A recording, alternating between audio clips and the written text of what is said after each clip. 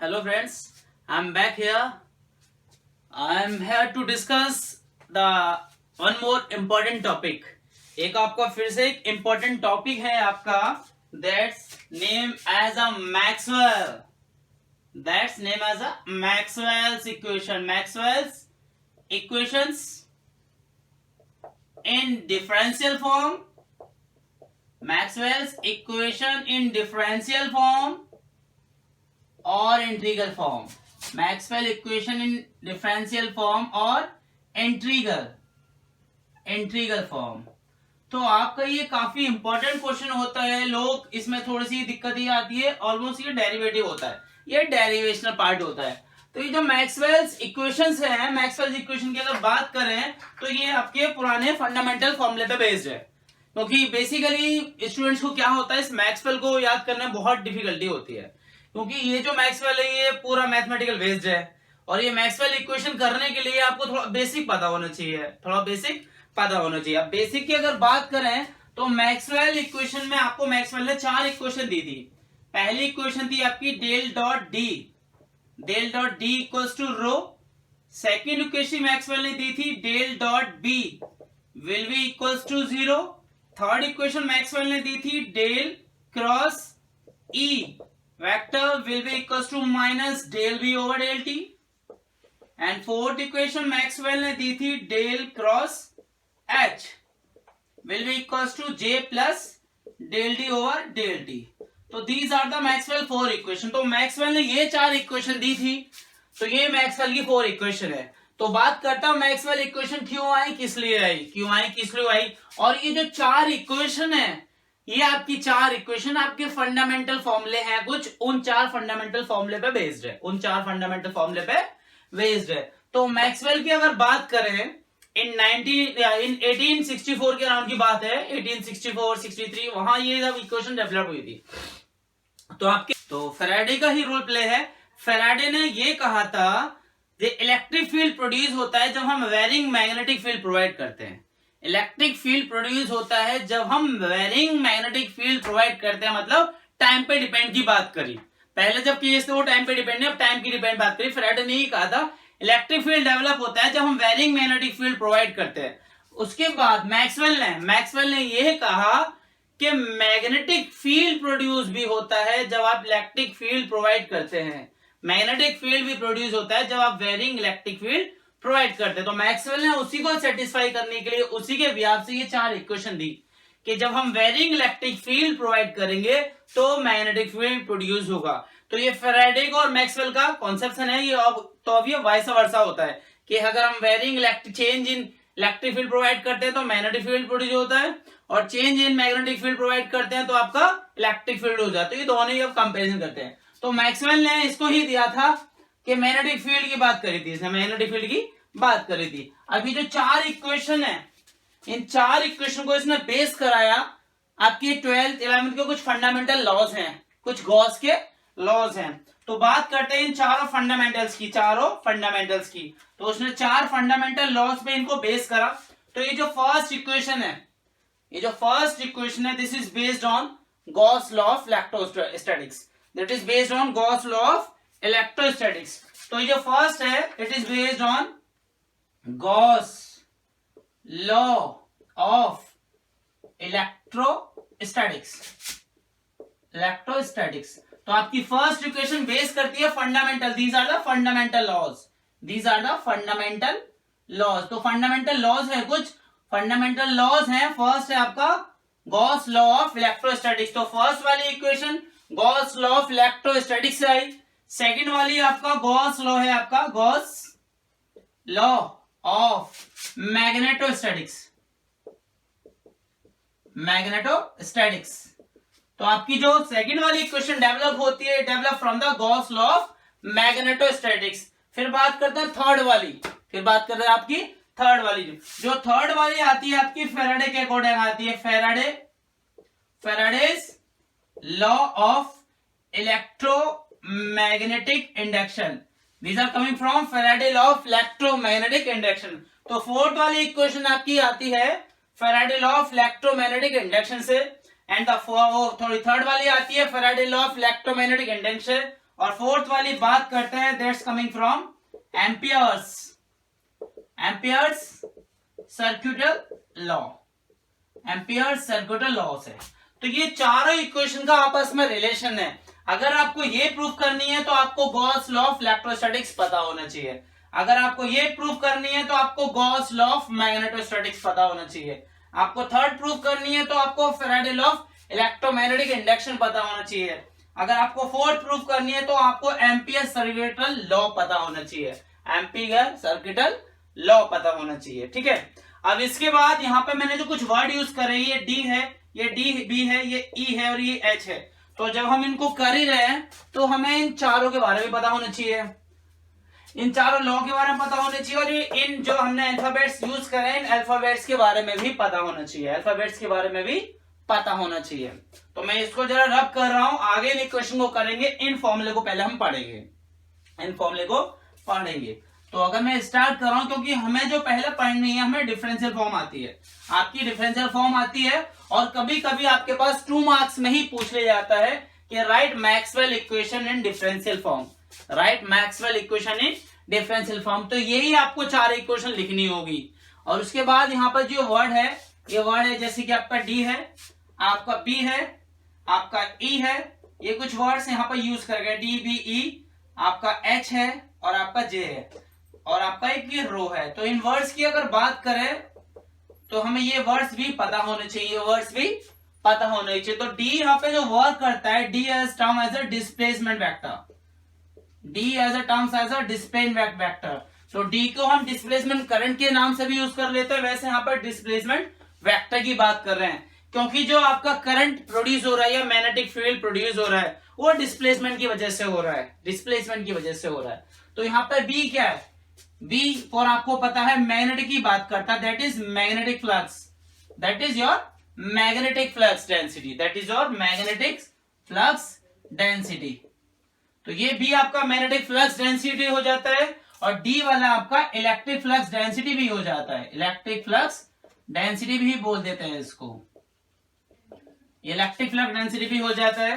अब बात करते हैं ई की। ई क्या है आपका, ई आपका यहाँ पे होता है इलेक्ट्रिक फील्ड इंटेंसिटी। तो ई यहाँ पे वर्क करता है आपका as a electric field intensity.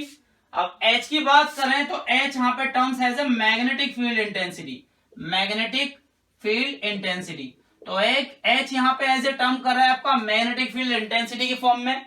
जे क्या है, J is terms as a conduction current, J is a form of a current density, conduction current density या फिर डिस्प्लेसमेंट करंट डेंसिटी। तो यहाँ पे ये करंट डेंसिटी का यूज कर रहा है, करंट डेंसिटी की बात कर रहा है। तो करंट कौन सा हो सकता है, डिस्प्लेसमेंट भी हो सकता है और आपका कंडक्शन भी हो सकता है। रो क्या है, रो क्या है यहाँ पे, रो यहाँ पे आपका वॉल्यूम चार्ज डेंसिटी है, रो यहाँ पे आपका वॉल्यूम चार्ज डेंसिटी का रोल प्ले करता है। तो ये चारों इक्वेशन आपको 2 नंबर का इतना लिखने को आ सकता है इन अ शॉर्ट, 2 नंबर में आएगा। ये चारों इक्वेशन लिख दो, ये ना भी लिखो तो भी काम चलता है आपका, बट ये 4 इक्वेशन लिख दो, 2 नंबर आपको इजीली इस पर मिल जाते हैं। तो बात करते हैं इनके स्टार्टिंग के कैसे कैसे प्रूफ होते हैं, ये कैसे प्रूफ होते हैं। तो इनको लिखना चाहते हैं तो लिख लेना, क्योंकि ये भी आपको पता होनी चाहिए। जब हम ये 4 इक्वेशन को ड्राइव करेंगे तो मुझे ये सब पता होना चाहिए कि डी क्या है, हमारा बी क्या है, हमारा ई क्या है, हमारा एच क्या है, जे क्या है, रो क्या है। ठीक है, अब हम इसके बाद जब चारों इक्वेशन को हम जब प्रूव करना चाहेंगे तो हमें कुछ बेसिक लॉ पता होने चाहिए, बेसिक लॉ पता होने चाहिए। अब बेसिक लॉ में जो मैंने फर्स्ट लॉ यूज करा है, यहाँ पे जो फर्स्ट इक्वेशन क्लिक करते हैं वो करते हैं हम Gauss law of electrostatics, Gauss law of electrostatics. तो इसको प्रूव करने के लिए फर्स्ट वाले को मुझे गॉस लॉ ऑफ इलेक्ट्रोस्टैटिक्स पता होना चाहिए, गॉस लॉ ऑफ इलेक्ट्रोस्टैटिक्स पता होना चाहिए। तो गॉस लॉ ऑफ इलेक्ट्रोस्टैटिक्स क्या होता है, कुछ को पता होगा और कुछ को नहीं पता, क्योंकि गॉस लॉ ऑफ इलेक्ट्रोस्टैटिक्स की अगर बात करें वो आपको पता होना चाहिए। ये बेसिकली क्या होता है, जो आपका इलेक्ट्रिक फ्लक्स की बात होती है, क्योंकि इलेक्ट्रिक फ्लक्स डेंसिटी है तो फ्लक्स की बात होती है, तो फ्लक्स किसके इक्वल होता है, टोटल फ्लक्स, नेट फ्लक्स की अगर इलेक्ट्रिक फ्लक्स की बात हो रही है तो इस वाले केस में हम पहले में इलेक्ट्रिक फ्लक्स की बात करते हैं। तो electric flux will be equals to Q upon epsilon, मतलब बात करते हैं इलेक्ट्रिक फ्लक्स की, इलेक्ट्रिक फ्लक्स, तो electric flux according to Gauss law of electrostatics कितना होता है, 1 upon epsilon of charge, that means Q over epsilon naught. तो this is your electric flux, this is your electric flux. तो Gauss law of electrostatics बात करता है electric flux की, कि इलेक्ट्रिक फ्लक्स किसी भी मीडियम की बात करें तो इलेक्ट्रिक फ्लक्स कितना होता है, electric flux will equal to charge upon epsilon naught, या 1 upon epsilon of total charge होता है आपका इलेक्ट्रिक फ्लक्स।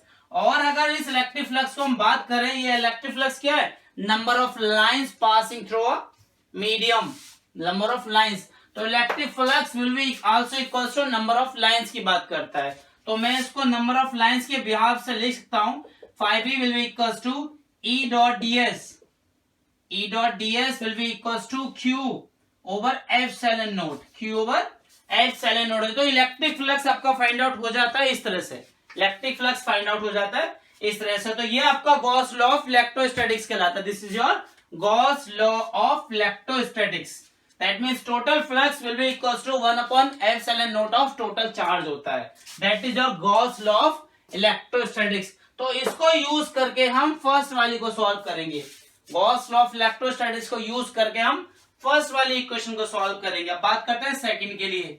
सेकंड के लिए क्या चाहिए आपको, Gauss law of magnetostatics, magnetostatics. तो यहां पे आप मैग्नेटोस्टैटिक्स लॉ की बात करते हैं, Gauss law of magnetostatics.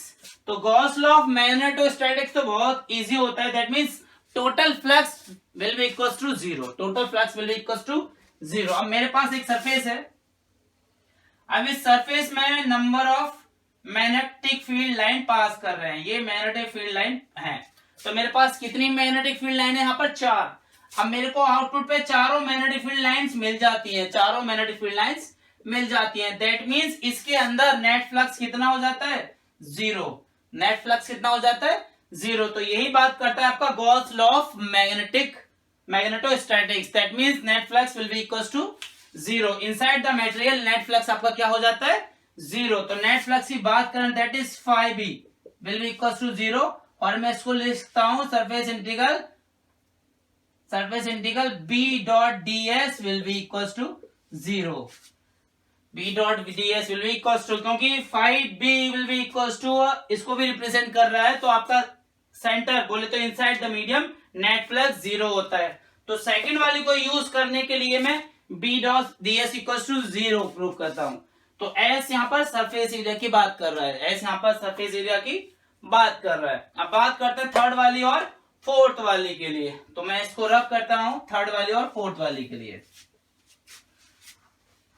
Third वाली और फोर्थ वाली की अगर बात करेंगे तो थर्ड वाली मैंने बताई थी आपकी Faraday law of electromagnetic induction पर वर्क करती है।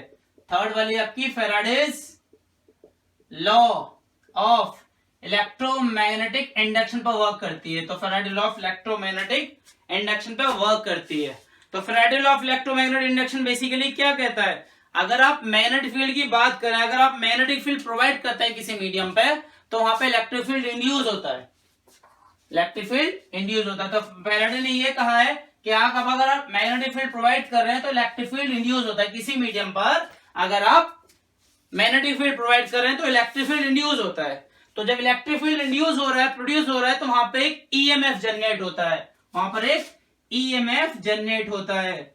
इलेक्ट्रिक मैग्नेटिक फील्ड प्रोवाइड करने पे क्या जनरेट हो रहा है, ईएमएफ जनरेट हो रहा है। तो EMF will be equals to किसके होता है, रेट ऑफ चेंज होता है। EMF will be equals to rate of change in magnetic flux, rate of change in magnetic flux, that is del phi B over del T. तो EMF will be equals to minus del phi B over del T. तो ये represent कर रहा है negative sign किस चीज को, ये रेट ऑफ डिक्रीजमेंट को कर रहा है।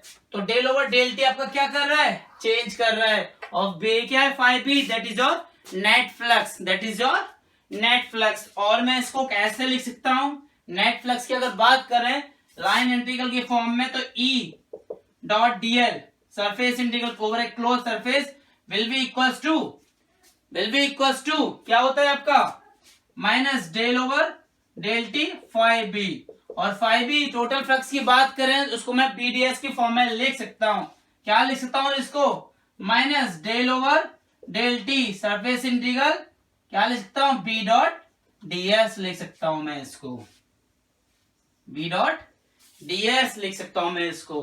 तो ये हो जाता है आपका Faraday law of electromagnetic induction. अब इस फैराडे लॉ के हिसाब से हम क्या करेंगे, इस फैराडे लॉ के हिसाब से हम इस थर्ड वाली को सॉल्व करेंगे, इस थर्ड इक्वेशन को सॉल्व करेंगे। अब बात करते हैं फोर्थ वाली इक्वेशन की, that is your ampere circuital law, ampere circuital law. Fourth वाली की बात करते हैं। तो एम्पियर सर्किटल लॉ क्या कहता है, एम्पियर सर्किटल लॉ क्या कहता है कि टोटल मैग्नेटिक फील्ड की बात करता है, total magnetic field flux will be equals to किसके, mu times of total current, that is line integral of B dot dl will be equals to mu times of total current, that is mu IC plus ID। तो ये आपने पढ़ा होगा, ये आपने पढ़ा होगा एम्पियर सर्किटल लॉ। अब इस लॉ के हिसाब से हम किसको सॉल्व करेंगे, हम इस फोर्थ वाले इक्वेशन को यूज करेंगे। तो यहाँ पे IC क्या है, this is your conduction current, और ID और ये कंडक्शन करंट, ये आपका डिस्प्लेसमेंट करंट, और आई यहां पर आपका टोटल करंट हो गया। तो इन चारों इक्वेशन को प्रूव करने के लिए मुझे ये चारों कंडीशन पता होनी चाहिए। तो यहां पर हम इसको खत्म करने के बाद अब इनका डेरिवेशन करते हैं, इन चारों को प्रूव करेंगे, इन चारों को प्रूव करेंगे जो हमने चारों फंडामेंटल लॉज पढ़े हैं। अब इन फंडामेंटल लॉज को याद रखना पड़ेगा आपको, तभी आप ये इक्वेशन सॉल्व कर पाओगे, तभी आप ये इक्वेशन सॉल्व कर पाओगे। अब हम फर्स्ट इक्वेशन की अगर बात करें, मैक्सवेल फर्स्ट इक्वेशन की, तो फर्स्ट इक्वेशन वैसे तो बहुत आराम से सॉल्व हो जाती है, टिपिकल लगती है बट ऐसा कुछ नहीं है, आराम से हो जाती है। तो हम बात करते हैं Maxwell first equation in differential form, Maxwell's first equation in differential form. अब फर्स्ट इक्वेशन को हम डिफरेंशियल फॉर्म में सॉल्व करते हैं, किस तरह से फर्स्ट इक्वेशन को डिफरेंशियल फॉर्म में सॉल्व करते हैं। तो फर्स्ट इक्वेशन को सॉल्व करने के लिए मुझे क्या चाहिए, फंडामेंटल लॉ चाहिए, अकॉर्डिंग टू किसके, according to Gauss law of electrostatics, according to Gauss law of electrostatics. तो गॉस लॉ ऑफ इलेक्ट्रोस्टैटिक्स क्या कहता है, जो मैंने अभी पीछे पढ़ा था, आपका गॉस लॉ ऑफ इलेक्ट्रोस्टैटिक्स कहता है E dot ds will be equals to Q over epsilon naught, Q over मतलब 1/epsilon of total charge। Electric field की बात कर रहे हैं, electric field intensity will be equals to 1/epsilon naught of total charge। और for any medium, और हम किसी अगर मीडियम की बात करें तो मैं इसको लिख सकता हूं E dot ds surface integral will be equals to Q over epsilon। This is equation first, ठीक है। अब मैं लेट करता हूं, कुछ लेट कर रहे हैं हम, let Q be the charge, let Q be the charge and rho be the volume charge density over a closed volume, ठीक है। तो मेरे पास Q की वैल्यू आ जाती है, Q will be equals to rho dV। तो मेरे पास वॉल्यूम वाला बन गया Q will be equals to rho dV। रो क्या है यहाँ पर, वॉल्यूम चार्ज डेंसिटी। तो मैं इक्वेशन फर्स्ट को और इक्वेशन सेकंड को यूज करता हूं, यूजिंग फर्स्ट एंड सेकंड। तो मेरे पास इक्वेशन क्या है, फर्स्ट वाली में Q की वैल्यू पुट कर देंगे तो मेरे पास इक्वेशन आ जाएगी E dot ds will be equal to Q की वैल्यू पुट करेंगे तो 1/epsilon ऑफ रो dV। तो मेरे पास ये इक्वेशन बन के आती है, तो अब इस इक्वेशन में हम देख रहे हैं, one time we have a surface integral, one side we have a volume integral. तो अब ये चार इक्वेशन जब आपको करनी है मैक्सवेल की, तो यहाँ पे आपको एक कॉन्सेप्ट और चाहिए, क्योंकि जो फर्स्ट वाली हम कर रहे हैं वो आपकी होती है del dot D will be equal to rho, divergence of D will be equals to rho. तो ये प्रूफ करने हैं, तो एक साइड आपका सरफेस इंटीग्रल और एक साइड आपका वॉल्यूम इंटीग्रल है। तो मुझे यहाँ पर एक लॉ और लगाना है, एक लॉ और लगाना है। तो मैं इस वाले पार्ट को जरा रब कर रहा हूं, समझ में आ गए तो इनको नोट कर लेना। मुझे यहाँ पर एक लॉ और लगाना है। कौन सा law? Using Gauss divergence, Gauss divergence theorem, Gauss divergence theorem in LHS, LHS of equation, ये इक्वेशन आपकी सेकंड थी, sorry this is your second. तो using Gauss divergence theorem in the LHS of equation third. हम equation third के LHS में हम Gauss divergence theorem लगाएंगे। और गॉस डाइवर्जेंस थ्योरम क्या कहती है उसकी बात करते हैं। तो मैक्सवेल की 4 इक्वेशन है, 4 इक्वेशन में फर्स्ट 2 में आपको गॉस डाइवर्जेंस थ्योरम करनी है यूज, और लास्ट की 2 में आपको स्टोक्स थ्योरम यूज करनी होती है। तो गॉस डाइवर्जेंस थ्योरम ये कहती है जब हम किसी भी मीडियम की बात करते हैं, किसी भी वेक्टर की बात करते हैं, इलेक्ट्रिक मैग्नेटिक जो भी है, तो उसमें क्या होता है वो मैं बता रहा हूं आपको। Using Gauss divergence theorem in equation third, तो थर्ड में क्या इक्वेशन लगा रहे हैं हम? Gauss divergence theorem. तो गॉस डाइवर्जेंस थ्योरम क्या करती है? अब मेरे पास यहाँ पर तो ई है, वो क्या करती है बेसिकली सरफेस इंटीग्रल को वॉल्यूम इंटीग्रल में चेंज कर देती है। सरफेस इंटीग्रल को, this is your surface integral, Gauss divergence theorem क्या करती है? सरफेस इंटीग्रल को जब भी हम गॉस डाइवर्जेंस थ्योरम लगाते हैं तो वो सरफेस इंटीग्रल को वॉल्यूम इंटीग्रल में चेंज कर देती है। तो और जब चेंज करती है उस एलिमेंट का डाइवर्जेंस हो जाता है, उस एलिमेंट का डाइवर्जेंस हो जाता है। तो वही कहलाती है आपकी गॉस डाइवर्जेंस थ्योरम। अब मैं गॉस डाइवर्जेंस थ्योरम कहां लगा रहा हूं? थर्ड में, और थर्ड के कहां लगा रहा हूं? LHS में। तो गॉस डाइवर्जेंस थ्योरम क्या करती है? सरफेस को वॉल्यूम में चेंज करती है, सरफेस को वॉल्यूम में चेंज करती है, और जब वॉल्यूम में चेंज करती है जो भी हमने एलिमेंट लिया है उसका डाइवर्जेंस हो जाता है। दैट मीन्स जब भी टेल के साथ डॉट आता है उसका मतलब है आपका डाइवर्जेंस, उसका मतलब है आपका डाइवर्जेंस। तो सरफेस को वॉल्यूम में चेंज करते हैं और उस एलिमेंट का डाइवर्जेंस हो जाता है। तो मैं यहां पर लगा रहा हूं थर्ड के LHS में Gauss divergence theorem using third. अब थर्ड को यूज कर रहा हूं तो थर्ड में लगा रहा हूं गॉस डाइवर्जेंस थ्योरम। तो गॉस डाइवर्जेंस थ्योरम के अकॉर्डिंग मैं सॉल्व करूं तो मेरे पास अभी इक्वेशन है E.ds। यहां पर मैं अगर गॉस डाइवर्जेंस थ्योरम लगाऊंगा तो ये वॉल्यूम में चेंज हो जाएगा।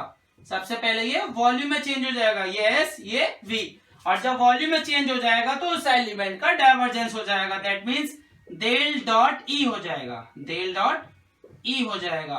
तो ये सरफेस से वॉल्यूम में चेंज हो जाता है, ये सरफेस से वॉल्यूम में चेंज हो जाता है। This is equation fourth. ठीक है, थर्ड में मैंने गॉस डाइवर्जेंस थ्योरम लगाई।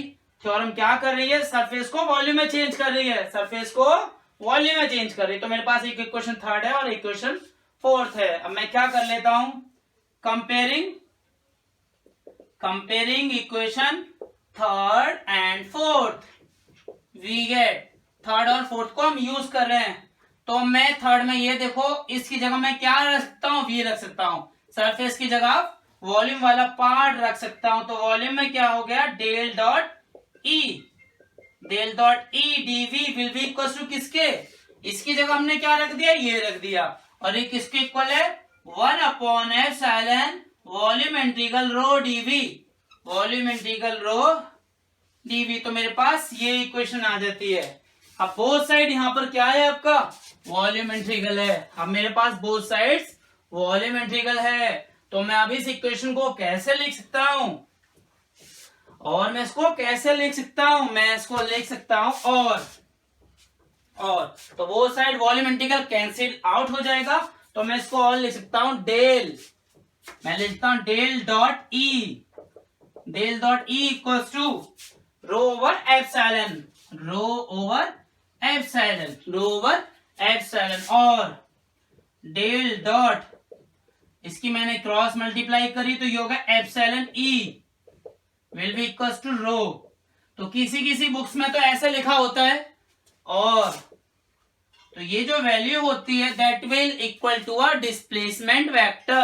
That means del dot D, del dot D equals to rho, therefore D will be equals to epsilon E. D will be equals to epsilon E। तो यही होती है आपकी Maxwell first equation in differential form.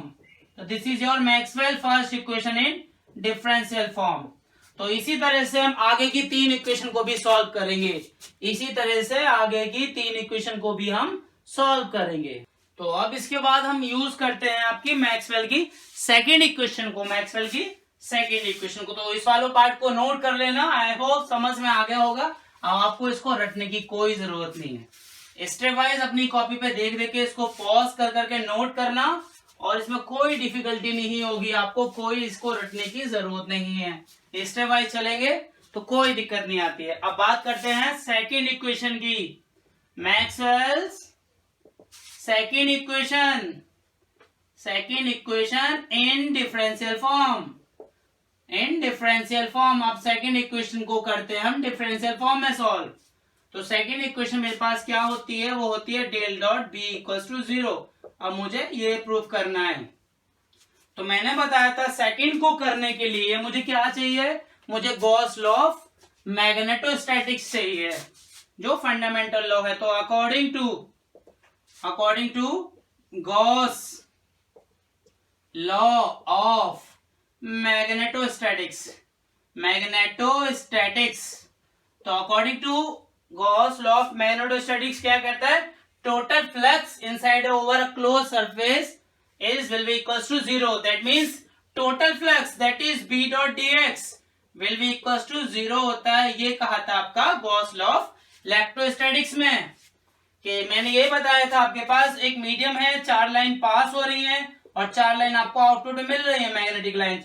तो अंदर B आपका 0 होता है, inside the material magnetic flux is always 0। तो ये क्वेश्चन फर्स्ट बन गई। अब ये मेरे को इसमें कोई चेंज नहीं करना है, इसमें मैं डायरेक्ट गॉस डाइवर्जेंस थ्योरम लगाऊंगा। यूजिंग गॉस डाइवर्जेंस थ्योरम कहां लगाऊंगा, इन LHS ऑफ फर्स्ट के LHS में डायरेक्ट गॉस डाइवर्जेंस थ्योरम लगाऊंगा। तो मैंने बताया गॉस डाइवर्जेंस थ्योरम क्या करती है, सरफेस को वॉल्यूम में चेंज कर देती है, और जब वॉल्यूम में चेंज करती है तो उस एलिमेंट का डाइवर्जेंस हो जाता है। तो मेरे पास सरफेस है, सरफेस को किस में चेंज कर देगी, ये वॉल्यूम में, और उस एलिमेंट का क्या हो जाएगा, डाइवर्जेंस हो जाएगा। That means del dot B, जब भी डेल डी डॉट के साथ आएगा तो वो कहलाता है आपका divergence. This is equation second. Gauss divergence theorem क्या करती है, सरफेस को वॉल्यूम में चेंज करती है। मेरे पास कोई भी एलिमेंट है, उस एलिमेंट को सरफेस से वॉल्यूम में चेंज करने का काम होता है आपका गॉस डाइवर्जेंस थ्योरम का, या फिर वॉल्यूम से सरफेस में चेंज कर देती है। और जब वॉल्यूम से सरफेस में चेंज करती है तो उस एलिमेंट का डाइवर्जेंस हट जाता है, तो वही कहलाता है आपका गॉस डाइवर्जेंस थ्योरम। अब मैं क्या कर लेता हूं, कंपेयर कर लेता हूं, कंपेयर फर्स्ट एंड सेकेंड।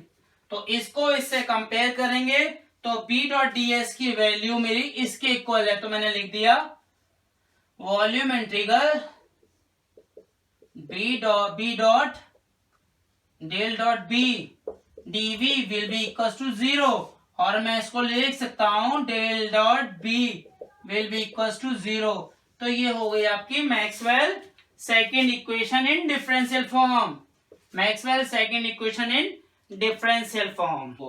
तो थर्ड वाली किसके ऊपर डिपेंड थी, थर्ड वाली आपकी किसके ऊपर डिपेंड थी, थर्ड वाली आपकी Faraday law of electromagnetic induction पर डिपेंड है। थर्ड वाली आपकी Faraday law of electromagnetic induction पर डिपेंड है। तो अब हम करते हैं मैक्सवेल थर्ड इक्वेशन को, मैक्सवेल थर्ड इक्वेशन। तो थर्ड करते हैं Maxwell's third equation in differential form. अब थर्ड इक्वेशन को हम डिफरेंशियल फॉर्म में करेंगे, और थर्ड इक्वेशन को डिफरेंशियल फॉर्म में करने के लिए मुझे क्या करना है, सबसे पहले मुझे Faraday law of electromagnetic induction पता होना चाहिए। तो मैं लिखता हूं according to Faraday's law of electromagnetic induction, according to Faraday law of electromagnetic induction क्या कहता है, क्या कहता है, electric field over a close line integral, electric field over a closed line integral will be equals to a change in magnetic flux, rate of change of magnetic flux. That means line integral को हम denote करते हैं over a closed circuit, over a closed circuit, that is dl से. line integral को हम dl से denote करते हैं. तो line integral of a electric field over a closed circuit, line integral of electric field over a closed circuit will be equals to change in magnetic flux. That means del over del t b dot ds. This is your Faraday law of electromagnetic induction. This is your Faraday law of electromagnetic induction. अब इस Faraday law of electromagnetic induction से मुझे proof क्या करना है, मुझे proof करना है del cross E will be equals to minus del b over del t. ये है आपकी मैक्सवेल की थर्ड इक्वेशन जो कि मुझे प्रूव करनी है. Del dot E equals to minus del B over del T. अब मैंने बात करी थी पहली दो जो करते हैं हम वहां पर लगाते हैं गॉस डाइवर्जेंस थ्योरम. मैक्सवेल की जो फर्स्ट वाली होती है डेल डॉट डी और दूसरी वाली डेल डॉट बी, तो डॉट वाले में हम लगाते हैं हमेशा गॉस डाइवर्जेंस थ्योरम जो आपकी सरफेस को वॉल्यूम में चेंज करती है. अब बात करते हैं लाइन वाले केस में. जब लाइन वाला लाइन इंटीग्रल का केस होता है तो वहां पर हम स्टोक्स थ्योरम लगाते हैं. कौन सी थ्योरम, स्टोक्स थ्योरम. क्या होती है, using Stokes theorem, using Stokes theorem. तो स्टोक्स थ्योरम इन कहां लगाएंगे, LHS ऑफ इक्वेशन फर्स्ट के LHS में हम स्टोक्स थ्योरम लगाएंगे. और स्टोक्स थ्योरम क्या करती है, लाइन इंटीग्रल को सरफेस इंटीग्रल में चेंज करती है.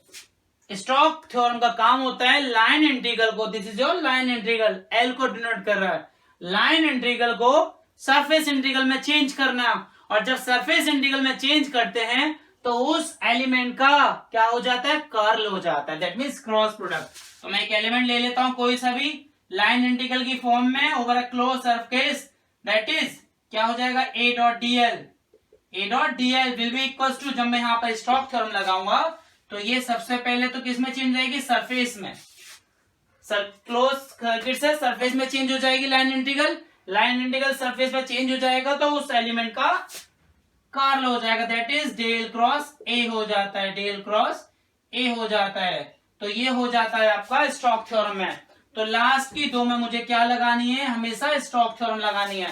पहली दो में मुझे गॉस डाइवर्जेंस थ्योरम यूज करनी है और लास्ट की दो में मुझे स्टोक्स थ्योरम लगा दें. अब इसके अकॉर्डिंग इस इक्वेशन को चेंज कर रहा हूं मैं, LHS की बात कर रहे हैं तो क्या है, ये सरफेस लाइन इंटीग्रल है. लाइन इंटीग्रल ए की जगह में रखा ई, तो ई डॉट डीएल. इसमें मैंने लाइन को चेंज करूंगा तो लाइन चेंज होगा, किस में जाएगी, आपकी सरफेस में जाएगी. और सरफेस में जब जाएगी उस एलिमेंट का क्या हो जाएगा, डाइवर्जेंस की जगह यहाँ पर कर्ल हो जाता है. तो सबसे पहले सरफेस में गए और सरफेस में जाने के बाद देखते हैं उस जो भी एलिमेंट है उसका क्या हो जाएगा, कर्ल हो जाएगा, दैट इज डेल क्रॉस ई, और surface. This is equation second. अब मेरे पास दो इक्वेशन बन गई. अब इन दोनों इक्वेशन को मैं क्या कर रहा हूं, कंपेयर कर लेता हूं. कंपेयर कर लेता हूं. तो कंपेयर करेंगे दोनों को, क्या आएगा, कंपेयर करेंगे दोनों को. तो comparing first and second, first को सेकंड से कंपेयर करेंगे तो क्या होगा, तो मेरे पास E डॉट डीएल की वैल्यू कितनी है, डेल क्रॉस E, तो मेरे पास वैल्यू आ जाएगी comparing first and second, we get first और सेकेंड को कंपेयर करेंगे तो इस फर्स्ट में E डॉट डीएल की जगह आ जाएगा मेरे पास ये value, that is surface integral curl हो जाएगा उस एलिमेंट का curl D S will be equal to किसके, इसके minus del over del T और surface integral B dot DS. तो ये वैल्यू आ जाती है मेरे पास ये वैल्यू आ जाती है surface integral del cross E DS will be equal to minus del over del T surface integral B dot DS. और मैं इसको कैसे लिखता हूं, क्योंकि बोथ साइड सरफेस है तो सरफेस इंटीग्रल कैंसिल आउट हो जाएगा, तो मेरे पास वैल्यू आ जाएगी del cross E will be equals to minus del over del T, minus del over del T, और साथ में क्या है आपके पास सरफेस इंटीग्रल चेंज हो गया बी, तो यहां पर आपके पास क्या आ जाएगा बी आ जाएगा। तो वैल्यू कितनी हो जाएगी del cross E equals to minus del B over del T, del cross E equals to minus del B over del T. This is Maxwell's third equation, ये मैक्सवेल की थर्ड इक्वेशन है, Maxwell की third equation होगी आपकी, Maxwell की third equation differential form में, third equation differential form में। तो इसी तरह से हम फोर्थ वाली को भी करेंगे, मैक्सवेल की फोर्थ इक्वेशन को भी करेंगे। नोट करते रहना, हैंड टू हैंड पॉज कर करके वीडियो देखनी पड़ेगी, तभी जाके ये टॉपिक आपका क्लियर हो पाएगा, क्योंकि पूरा डेरिवेशन है इसमें, सारा मैथमेटिकल कॉन्सेप्ट लगा हुआ है। तो आपको रटने की कोई जरूरत नहीं है, इसको आराम से स्टेप वाइज करना, ये आपकी क्लियर हो जाएगी, आपकी क्लियर हो जाएगी। अब बात करते हैं फोर्थ इक्वेशन की, Maxwell's fourth equation in differential form, Maxwell fourth equation in differential form. तो कभी कभी क्या हो जाता है ये question, modification of ampere circuital law, ये बोल दिया जाता है modification, modification of ampere circuital law, ampere circuital law, circuital law के नाम से भी आ जाता है, एक सिंगल ड्राइव करने को आ जाता है, drive an expression for ampere modification of ampere circuital law. अगर आपसे modification of ampere circuital law पूछेगा तो आपको मैक्सवेल की थर्ड इक्वेशन करनी है डिफरेंशियल फॉर्म में, मैक्सवेल की थर्ड इक्वेशन करनी है डिफरेंशियल फॉर्म में, सॉरी फोर्थ इक्वेशन करनी है, मैक्सवेल की फोर्थ इक्वेशन करनी है डिफरेंशियल फॉर्म में, जब भी आपसे modification of ampere circuital law पूछेगा। अब इसको करते हैं हम, इसको करने के लिए मुझे क्या चाहिए, अकॉर्डिंग टू किसके, according to Ampere's circuital law, according to Ampere's circuital law. तो एम्पियर सर्किटल लॉ क्या कहता है, क्या कहता है, magnetic flux over a close circuit. तो मैग्नेटिक फ्लक्स या magnetic flux B dot DL will be equals to mu times of total current, mu times of total current होगा, this is the formula for magnetic flux. और total current क्या है, that is your IC plus ID, that is your IC plus IC, क्योंकि मुझे Maxwell की fourth equation करनी है, तो फोर्थ होती है del cross H will be equal to J plus del D over del T, ये होती है मैक्सवेल की फोर्थ इक्वेशन। तो मैंने लगाई कौन सा, according two ampere circuital law, this is equation first. अब मुझे यहाँ पे आईसी और आईडी को चेंज करना है, तो लिखते हैं in terms of conduction current density, conduction current density, in terms of conduction current density and displacement current density, displacement current density, in terms of conduction current density और displacement current density.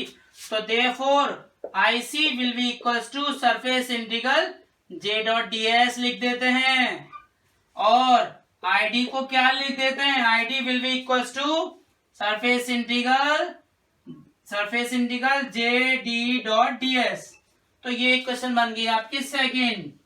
तो हमने क्या करा, इन terms of conduction current density and displacement current density के form में IC और ID की value ए हो गई।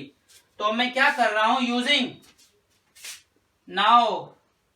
Using equation second in equation first, second equation को कहां यूज कर लूंगा मैं, इक्वेशन फर्स्ट में। मैं ऊपर को रब कर रहा हूं उसको, हेडिंग को, सेकंड इक्वेशन को मैं कहां यूज कर लूंगा, फर्स्ट में। सेकंड इक्वेशन को कहां यूज कर लूंगा, फर्स्ट में। तो now using second equation in first, तो फर्स्ट वाली क्या है आपकी, line integral B dot DL, line integral B dot DS mu, और म्यू में क्या है आपके पास, total current IC plus ID. तो आईसी के लिए मैं लिख लेता हूं surface integral JC DS plus ID के लिए लिख लेता हूं मैं सरफेस इंटीग्रल और जेडी ds। तो ये इक्वेशन बन जाती है आपके पास। तो मैं ये नीचे वाले पार्ट को रब कर देता हूं। तो ऐसे ही स्टेप वाइज करेंगे तो ये आराम से हो जाएगी। थोड़ी लेंथी तो हो जाती है बट ये आराम से हो जाती है, स्टेप वाइज करें। ठीक है। अब नॉर्मली आपके पास सेकंड इक्वेशन बन गई थी, दिस इज इक्वेशन थर्ड। अब थोड़ा सा और चेंज करते हैं। Normally we can write JC, normally we can write JC as J। Normally हम JC को एज ए J लिख लेंगे एंड JD को लिख लेंगे as del D over del T। तो हम नॉर्मली क्या कर रहे हैं, JC को एज अ J लिख लेंगे और JD को as a del D over del T रख लेते हैं।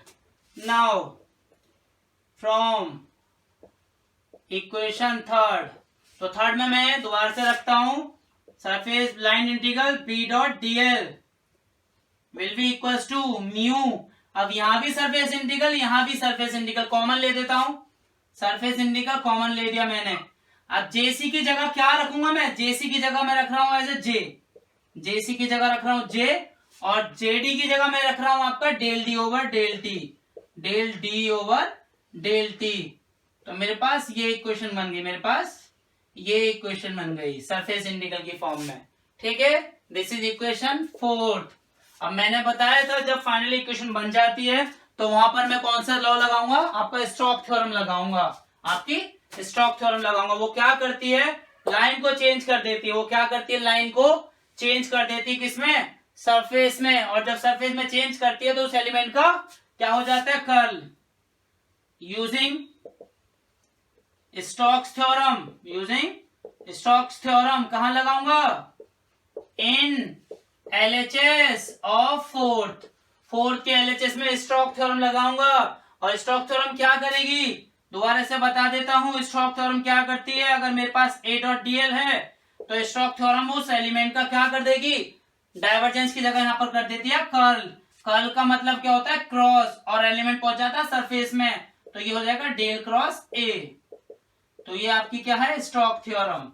This is your Stokes theorem. अब मैं इसमें स्टोक्स थ्योरम लगाऊंगा तो क्या आएगा, surface integral line integral B dot DL will be equal to, surface में चेंज हो जाएगा तो सरफेस में जब चेंज होगा तो उस एलिमेंट का क्रॉस प्रोडक्ट हो जाएगा, उस एलिमेंट का क्रॉस प्रोडक्ट हो जाएगा। This is equation fifth. अब क्या करें, हम सीधा सीधा कंपेयर कर लेते हैं। सीधा कंपेयर कर लेते हैं किसको किससे, इक्वेशन को फिफ्थ से फोर्थ से, इन दोनों को कंपेयर कर लेते हैं। Comparing fourth and fifth, comparing किसको, फोर्थ एंड फिफ्थ को, कंपेयरिंग फोर्थ एंड फिफ्थ। तो रिलेशन आएगा मेरे पास, फोर्थ वाली में B डॉट DL की जगह रखूंगा डेल क्रॉस B। तो क्या हो जाएगा, del cross B, surface integral DS will be equal to आपके म्यू के बाद ब्रैकेट में J plus del D over del T, bracket close DS। तो ये इक्वेशन आ जाती है मेरे पास। बट मुझे अभी इसमें चेंज करना है, क्योंकि मुझे डेल क्रॉस H चाहिए, डेल क्रॉस H चाहिए। तो इसको इक्वेशन 6 डाल देते हैं। दोनों सरफेस में है आपकी सरफेस में। देयरफॉर आप अच्छे से जानते हो B इक्वल्स टू होता है म्यू H, और मेरे पास H की फॉर्म में चाहिए तो B की जगह म्यू H हो गया। अब मुझे अगर H की फॉर्म में चाहिए तो H की फॉर्म में बात करूं तो H इक्वल्स टू क्या हो जाएगा, B बाई म्यू हो जाएगा। H equals to B by mu हो जाएगा। तो इस इक्वेशन को क्या कर रहा हूं मैं, थोड़ा चेंज कर रहा हूं। तो सरफेस B नीचे डिवाइड में आ जाएगा आपका म्यू, तो ये क्या हो जाएगा म्यू, तो B ओवर म्यू, और DS will be equals to volume surface integral, अंदर आपका J plus del D over del T और सरफेस इंटीग्रल। और P ओवर म्यू किसके इक्वल होता है, H के। P ओवर म्यू किसके इक्वल होता है, H के। तो ये मेरे पास surface integral del cross H DS will be equals to surface integral J plus del D over del T DS। अब दोनों साइड सरफेस इंटीग्रल है, कैंसिल आउट हो जाएगा। तो कैंसिल आउट होकर हमारे पास आएगी del cross H will be equals to J plus del D over del T. This is the Maxwell fourth equation in differential form. This is the Maxwell fourth equation in differential form. तो इस वाली video में मैंने चारों Maxwell की equation solve कर दी, चारों fundamental बता दिए। आई होप ये समझ में आ गया होगा। इस वीडियो को आराम से पॉज करके देखेंगे, पॉज करते रहें और अपनी नोटबुक में लिखते रहें। पॉज करके नोटबुक में लिखते रहें, तो एक बार अपने हाथ से देख के लिखें, दूसरी बार आराम से बिना देखे लिखेंगे, इसमें आपको कोई डाउट नहीं होगा। एक पेन ले लें और एक कॉपी ले लें, कोई कॉपी ले लें, कोई पेन ले लें, कॉपी पेंसिल से डायरेक्ट लिखते रहें, आप आराम से स्टेप वाइज करें, इसमें कोई डाउट नहीं होगा। वीडियो अच्छी लगी हुई है तो लाइक एंड सब्सक्राइब करें, नीचे आपका सब्सक्राइब का ऑप्शन है, सब्सक्राइब करें और वीडियो को लाइक करें, और औरों को भी हेल्प हो तो आगे इसको शेयर भी करें। आज के लिए थैंक यू।